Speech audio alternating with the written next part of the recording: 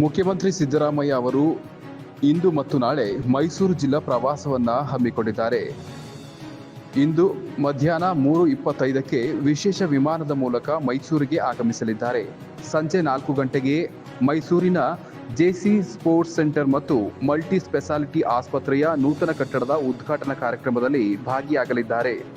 ಸಂಜೆ 5 ಗಂಟೆಗೆ IBS trial hotel ಸಭಾಂಗಣ, ಕೆಆರ್ಎಸ್ ರಸ್ತೆ, ಮೇಟಗಳ್ಳಿ ಇಲ್ಲಿ ಪ್ರಜಾವಾಣಿ ಸಾಧಕಿಯರು 2026 ವತಿಯಿಂದ ಆಯೋಜಿಸಲಾಗಿರುವ ಅವಳ ಸಾಧನೆ ಸಂಭ್ರಮ ಪ್ರಶಸ್ತಿ ಪ್ರದಾನ ಸಮಾರಂಭದಲ್ಲಿ ಪಾಲ್ಗೊಳ್ಳಲಿದ್ದಾರೆ.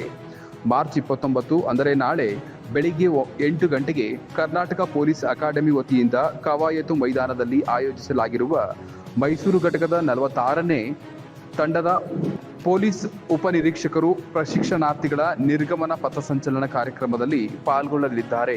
ನಂತರ ಮಧ್ಯಾಹ್ನ 3 ಗಂಟೆಗೆ ಮೈಸೂರಿನಿಂದ ಬೆಂಗಳೂರಿಗೆ ವಾಪಸ್ ಆಗಲಿದ್ದಾರೆ.